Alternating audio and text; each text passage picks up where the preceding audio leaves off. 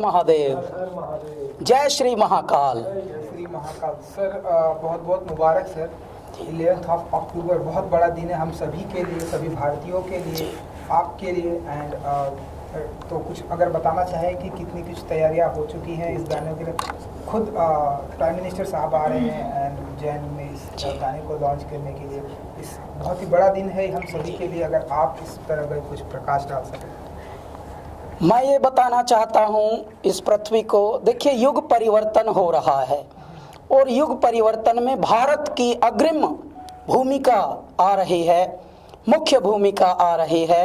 भारत पूरी पृथ्वी को बता रहा है कि मनुष्यों, दिमागों वालों ने तो दुनिया बहुत चलाई है, लेकिन अब हृदय में आना पड़ेगा और हमारे आध्यात्म, हमारी पौराणिकता, हमारी परंपराओं से जुड़ना पड़ेगा।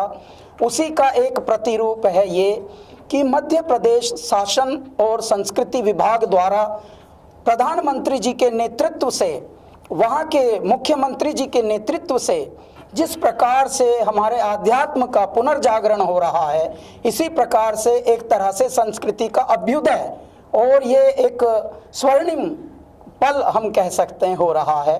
11 अक्टूबर को प्रधानमंत्री जी अनावृत करेंगे जय श्री महाकाल लोक, यानी उज्जैन, जो सप्त ऋषियों द्वारा बसाई हुई नगरी है, जो पृथ्वी पर पहली नगरियां 7 बनी थी, उनमें से उज्जैन एक है जो भारत के मध्य में स्थित है। उसका थोड़ा सा पुनरुत्थान हुआ है। क्यों? क्योंकि हम लोग बहुत हैं पृथ्वी पर और धीरे धीरे सब चीज़ें कंजस्टेड हो गई थी, तो अब वो थोड़ा थोड़ा उसका जीर्णोद्धार हुआ है। 11 तारीख को महाकाल लोक का लोकार्पण हो रहा है। तभी हम लोगों को सौभाग्य मिला कि मध्य प्रदेश सरकार ने हमसे आग्रह किया था, वहाँ के मुख्यमंत्री जी ने 6 महीने पहले, कि आप इसको गाना को बनाइए, और उसके बाद हम लोग इस पर लगे हुए थे। बहुत ही प्रेम से हम लोगों का ये गाना, ये समझिए जय श्री महाकाल कोई माइंड की उपज नहीं हो सकती। मेरे दाता ही, मेरे भोलेनाथ ही, मेरे महादेव ही स्वयं शब्द बनकर, उद्घोष बनकर, नाद बनकर स्वयं बह रहे हैं। हम तो पाइप हैं, हम एक माध्यम हैं। हमसे जो अमृत बह रहा है वो स्वयं परमात्मा है। और इसीलिए इसका जब अनावरण होगा तो हम वहाँ गाएंगे। प्रधानमंत्री जी के उपस्थिति में ही ये स्वर्णिम पल होंगे। तो 11 अक्टूबर को आप सभी से अनुग्रह है, प्रार्थना है कि जितने भी टीवी हैं, जितने भी न्यूज़ चैनल हैं, जितने भी यूट्यूब हैं धरती पर, जितने भी सोशल मीडिया के आजकल मंच बने हैं, कृपया उनसे जुड़े रहिए। भोर है ये, पृथ्वी पर भोर में ब्रह्म मुहूर्त में होगा। 7 बजे का ही हमें समय आवंटित हुआ है ब्रह्म मुहूर्त में, सुबह, यानी जब सूर्योदय होगा तभी जय श्री महाकाल का उद्बोधन हो रहा होगा। तो आप कृपया जुड़े रहिए और अपना आशीर्वाद परमात्मा से प्राप्त कीजिए और हमको स्वयं दीजिए। कैलाश जी, हिस्ट्री में आपका नाम, जब उज्जैन कॉरिडोर की बात की जाएगी, आपका नाम सबसे ऊपर रहेगा। आपकी क्या फीलिंग है, क्या थॉट्स हैं उसको लेकर? जी, मैं तो बताता हूँ, मैं सोचता नहीं हूँ, मैं अनुभूतियों में, मैं महसूस में रहता हूँ। और क्योंकि ये महसूस ऐसा है जैसे परमात्मा, देखिए जब बालक छोटा होता है तो उसको दौड़ा दौड़ा कर माता पिता कैसे खिलाते हैं, ले बेटे लास्ट, बस एक लास्ट है, एक देखो भगवान गणपति ने भी खा के सोए हैं ना, अभी आप भी खाओ, बस लास्ट खा के फिर सोई सोई करेंगे। परम पिता परमेश्वर हम सभी को दौड़ा दौड़ा के खिलाते हैं, इतना लाड़ करके खिलाते हैं, बस हम में सुपात्रता होनी चाहिए। और मैं ऐसा मानता हूँ कि शायद हमारे कुछ कर्म में, हमारे पुण्यों में, हमारे प्रारब्ध में इस तरह का कुछ पुण्य रहा होगा, इस तरह का कुछ सुकर्म रहा होगा, सत्कर्म रहा होगा। हमारी जो बैलेंस शीट है उसमें शायद ऐसा रहा होगा कि रिटर्न चेक आएंगे सरकार से, तो वहाँ परमात्मा की सरकार से, यानी परम सत्ता से हमको ये अच्छे सौभाग्य के पल मिलते हैं कि उनकी सेवा, उनकी स्तुति, उनका मनन करने का सौभाग्य प्राप्त होता है। शायद ये सुशुभ कर्मों का फल है। तो ऐसे में हम जो अनुभूति, जिस अनुभूति में हम हैं, जिस एहसास में अब हम हैं, बस यही है कि ईश्वर को जितना नमन किया जाए, जितना धन्यवाद दिया जाए, वो कम है। कैलाश जी, मैं पर्सनली ये जानना चाहूँगा कि क्या भगवान महादेव के ऊपर काफ़ी गाने बनते हैं और हर सिंगर एक अलग अलग गाना प्रकट करता है। मैं जानना चाहूँगा आपसे, कितना मुश्किल होता है कि वो एक ही टॉपिक, मतलब एक ही महादेव को लेकर वो बार बार वही चीज़ें गाना, कितना प्रिपरेशन करना पड़ता है उस चीज़ के लिए? ऐसे तो इस पृथ्वी पर हर कार्य हो चुका है, कोई भी ऐसा नहीं जो अब तक ना हुआ हो, परंतु काम करने का ढंग जो होता है वो निराला होता है और वो आपको भिन्न कर देता है। आज तक बहुत गाने बने थे, लेकिन पृथ्वी पर जब हम लोगों का पदार्पण कराया ईश्वर ने, तो हमारे ढंग अलग थे, हमारा रंग अलग था, हमारी खुशबू अलग थी।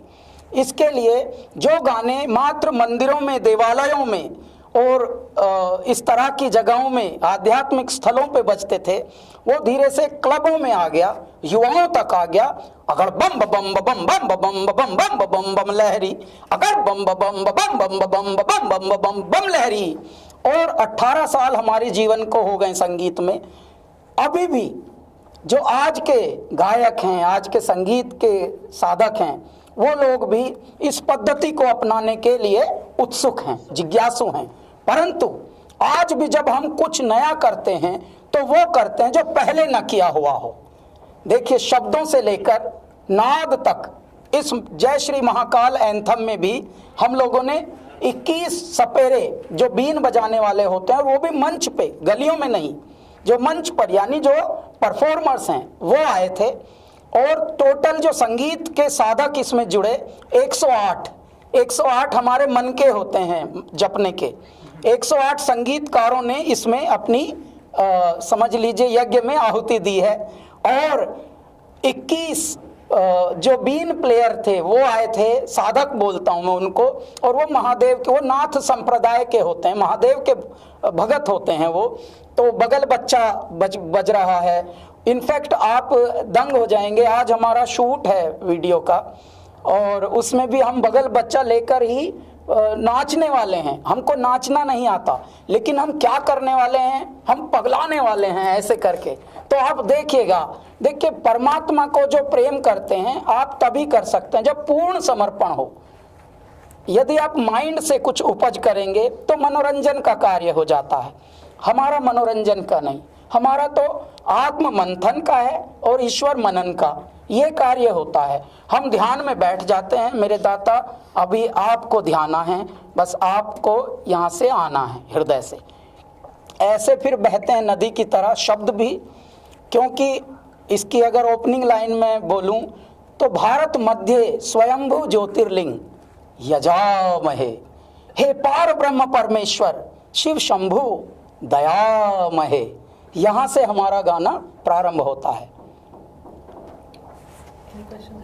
Thank you sir.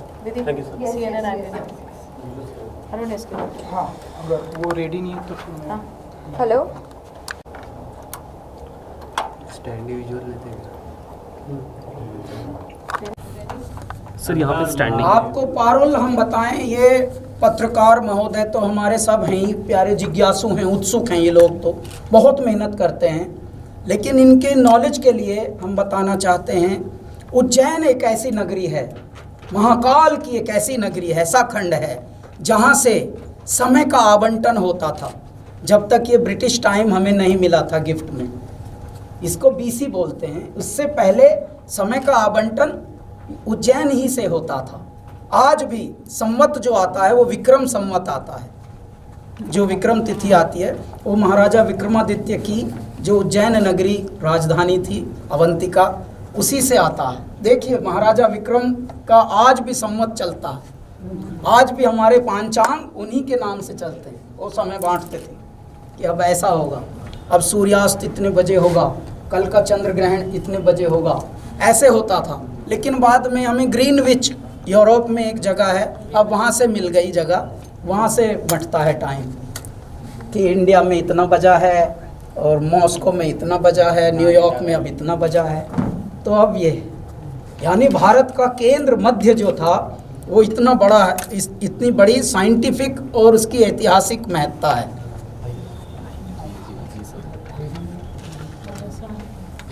Done ji, visuals हो गया? रेडी काम हो गया साहब? हम चलेंगे।